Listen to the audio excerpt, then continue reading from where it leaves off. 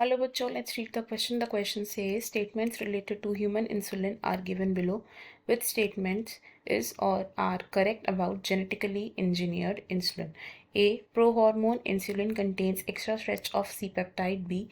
A peptide and B peptide chains of insulin were produced separately in E. coli, extracted and combined by creating disulfide bond between them.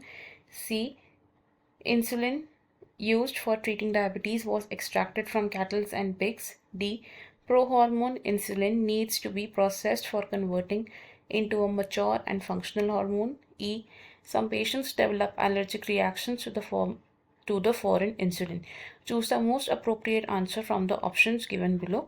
Question में हमारे पास कुछ statements दी हैं related to human insulin. हमें इन statements में से genetically engineered insulin के regarding most appropriate statement को choose करना है. फर्स्ट स्टेटमेंट में कहा गया है कि प्रो हार्मोन इंसुलिन में extra stretch of C peptide present होता है. सेकंड स्टेटमेंट में कहा गया है कि ए पेप्टाइड और सी पेप्टाइड चेन जो होती है वो इकोलाई में सेपरेटली प्रोड्यूस होती है, उन्हें एक्सट्रैक्ट किया जाता है एंड देन डाइसल्फाइड बॉन्ड्स को क्रिएट करके उनको कनेक्ट किया जाता है, कंबाइन किया जाता है.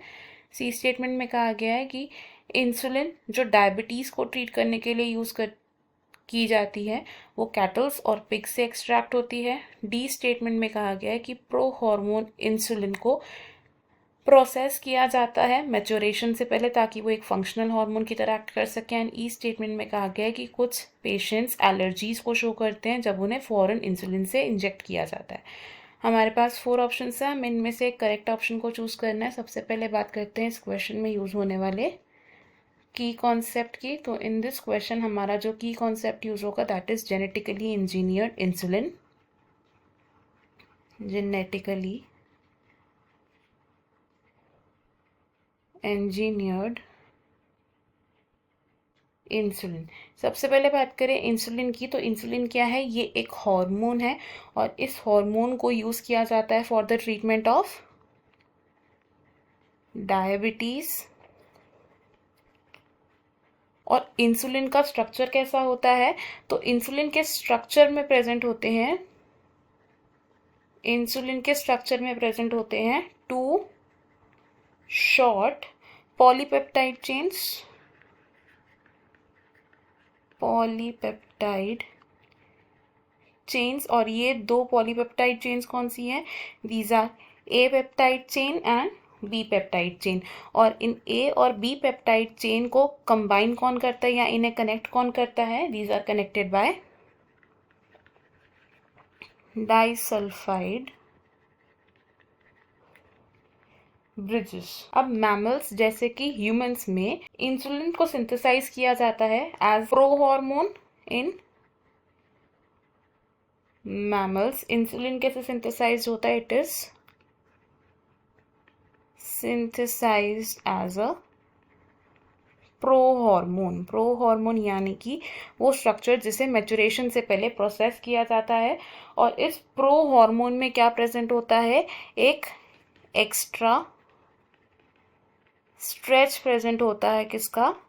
सी पेप्टाइड को. और प्रोसेसिंग के दौरान इस सी पेप्टाइड को रिमूव किया जाता है ताकि वो एक मैच्योर इंसुलिन की फॉर्म ले सके. इनिशियली क्या होता था या अर्लियर डेज में क्या होता था? इस इंसुलिन को अर्लियर क्या होता था? इंसुलिन को एक्सट्रैक्ट किया जाता था. कहाँ से? From the pancreas of pig या फिर from the pancreas of the cattle. लेकिन बायोटेक्नोलॉजी की एप्लीकेशन से इन द ईयर 1983 क्या हुआ? एली लिली कंपनी ने, एली लिली कंपनी ने क्या किया? 2 डीएनए सीक्वेंसेस को प्रोड्यूस किया. एली लिली कंपनी ने क्या किया? दे प्रोड्यूस्ड 2 डीएनए सीक्वेंसेस. और ये जो डीएनए सीक्वेंसेस थे ये कैसे थे? जो इंसुलिन की ए पेप्टाइड और बी पेप्टाइड चेन के कॉरस्पॉन्डिंग थे. तो they were corresponding to A and B chain of insulin. और इन डीएनए सीक्वेंसेस को प्रोड्यूस किया गया था in the E. coli. These were produced in E coli.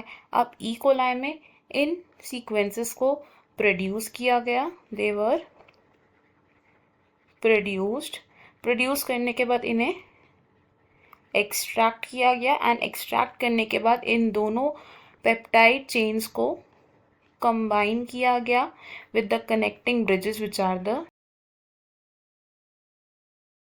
Disulphide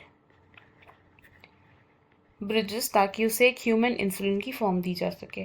तो अगर हम अपने ऑप्शंस देखें, यहाँ पे हमारी first statement genetically engineer insulin के लिए करेक्ट नहीं है। सेकंड स्टेटमेंट हमारी करेक्ट है।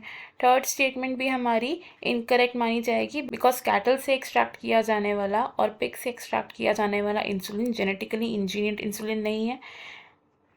डी स्टेटमेंट भी हमारी जेनेटिकली इंजीनियर्ड इंसुलिन के रिगार्डिंग रॉन्ग स्टेटमेंट है एंड ई स्टेटमेंट भी रॉन्ग है। तो अगर हम देखें इनमें से हमारी करेक्ट स्टेटमेंट है ओनली बी, तो हमारा करेक्ट आंसर है यहाँ पर only option number 3, option 1, option 2 and option 4 wrong हो जाएंगे। फाइनल आंसर होगा इस क्वेश्चन का option 3। I hope you have understood it well. Best of luck. Thank you.